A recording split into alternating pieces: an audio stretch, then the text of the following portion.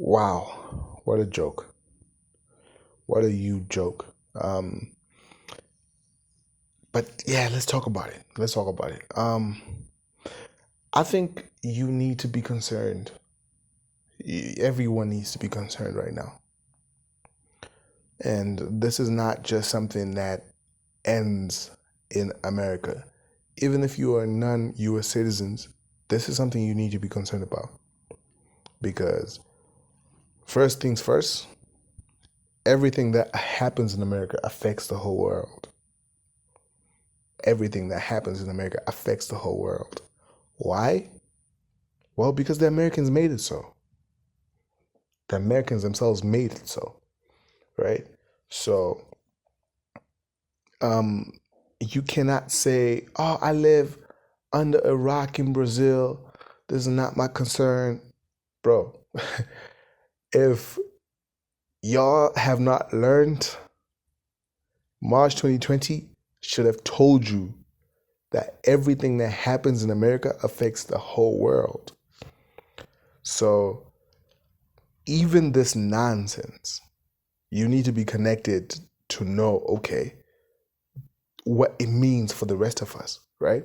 And I hope to get into it, especially now. This is just a first of many of these videos.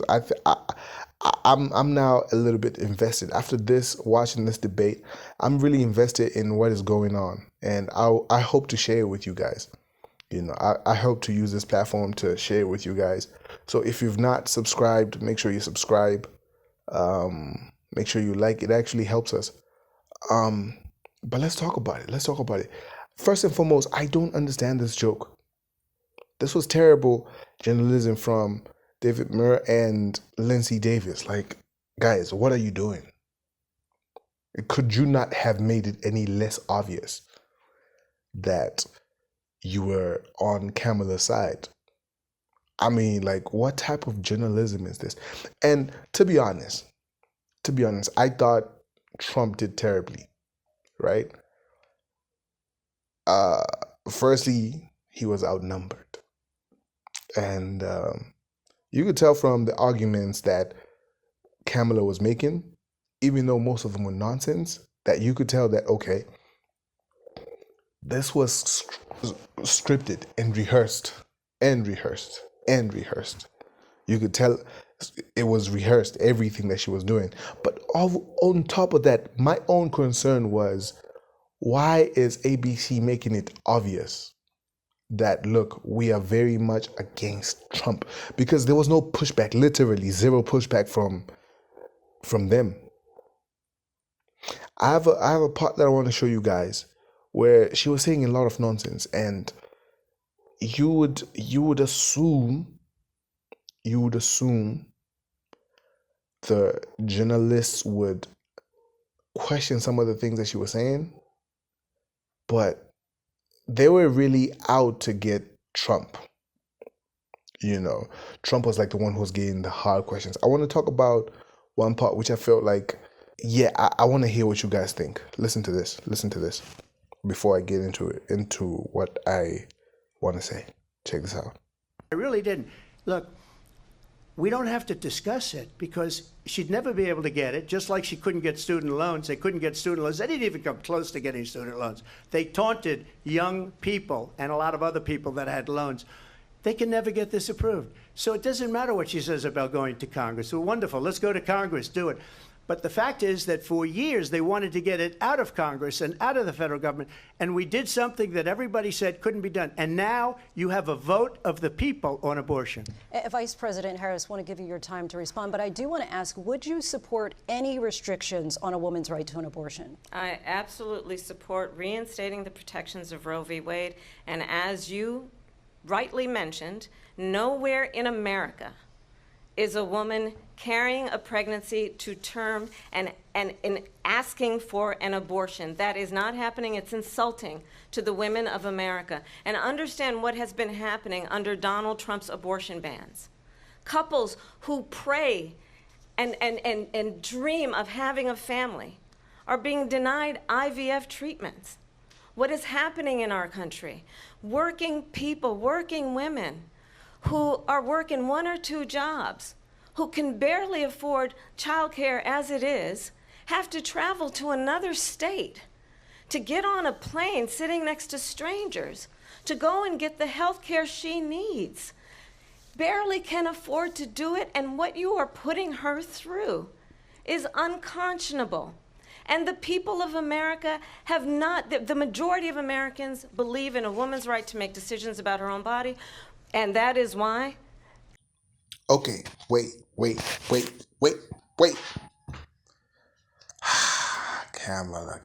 Kamala. Do you see that she's playing on the emotions of people? How is this not obvious? I hope no one is being deceived by this act. Bro, how is this not obvious? How is this not obvious what is happening right here? That she's playing on people's emotions. Here you are talking like you understand people's problems.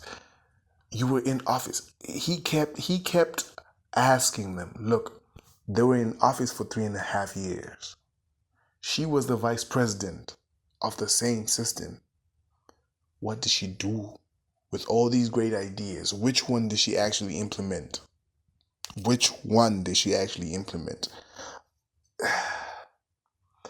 I hope no one is deceived by this act. I really hope no one is deceived by this act. And truth be told, the whole argument for pro-choice and pro-life, as a Christian, I have feelings about that. And I guess that's why partly I am swayed, or I'm more on the Republican side of perspective towards this, you know. But let's just continue with this. In every state where this issue has been on the ballot, in red and blue states both, the people of America have voted for freedom. Vice President Harris, Excuse me, I thank have you. to respond. Another lie. It's another lie. I have been a leader on IVF, which is fertilization. The IVF, I have been a leader. In fact, when they got a very negative decision on IVF from the Alabama courts, I saw the people of Alabama and the legislature 2 days later voted it in. I've been a leader on it. They know that, and everybody else knows it. I have been a leader on fertilization, IVF. And the other thing, you should ask, will she allow abortion in the 8th month, 9th month, 7th month? Come on. Okay, would you do that? Why don't you ask her Why- that question? why don't you That's answer the the problem. question, would you Because veto? under Roe v. Wade, Answer the question, would you veto? you could do abortions in the 7th month, the 8th month, the 9th That's month, not true. and probably after birth. Just look at the former governor of Virginia. The governor of Virginia said, we put the baby aside and then we determine what we want to do with the baby. President Trump, thank you. Boom. Come on, Trump. Come on. You got this. Well, this is what I was feeling watching this whole thing. But unfortunately, the journalists were not, again, I think ABC did a terrible job. Or I actually think if their initial intention was to do dirty Trump like they did an excellent job, because they really mopped the floor with Trump on this one, because he was outnumbered. He was asking them to ask her the most important questions. They were giving her pet questions, bro. They were giving her pet questions, and they didn't fact check her at any of the lies she was saying. And I would recommend some channels that you guys should check out, where I felt like they showed amazing, they did amazing work, fact checking and everything. But overall, man, yeah. Check out the comment section with Brett Cooper. She did an amazing video fact checking the whole thing. But yo, bro, what are we doing? Because he's asking her a very important. Because under Roe v. Wade, he's actually telling you guys that, look, they will have the power to cancel the life of a child, when the doctor can decide. Literally, the doctor can decide what to do with the baby, basically. Once the baby is actually born, they can decide to kill it or to. So, really? Kamala? Kamala, really? Yeah, so I just think they did a terrible job. And let me tell you why you should be concerned about what is happening in America right now. Because you need to understand, whatever policy they're going to throw, as long as they can sell it in America, trust me, they're going to sell it to your African country. Unfortunately, I think this is the most important election. And regardless of where you stay in the world, you need to be watching this election. You need to be watching this election because, again, as long as they can manage to sell it in America, they are 100% going to sell it to your second world, third world country. Forget about saying first world, because that's a wrap. If they can sell it to America, that's a wrap in Europe. So, I personally feel like they wiped the floor with Trump in this election, in this debate. He was outflanked. He was outnumbered.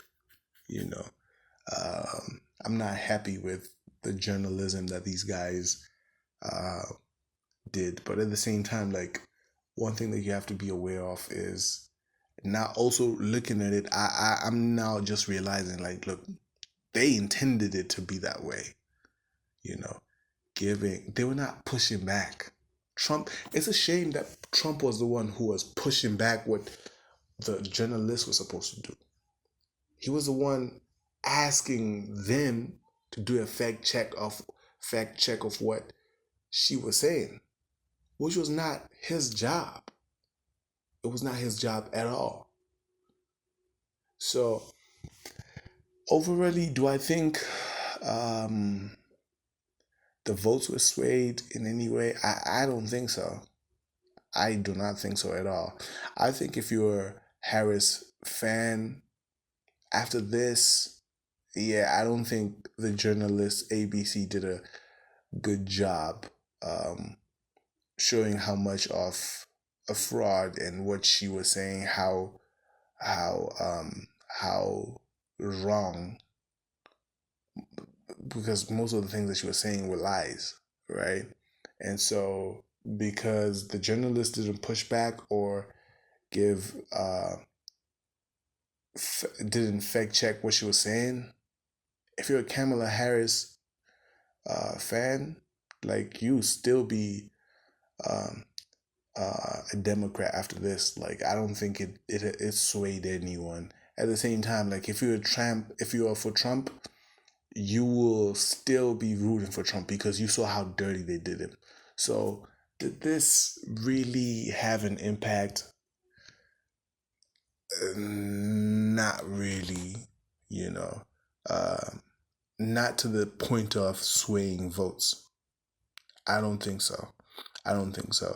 And again, I gave you channels to I'll try to put them in the comment section, in the description, channels for you to go and check out. And but let us know, man. Let us know what you think. Let us know how you feel. Which side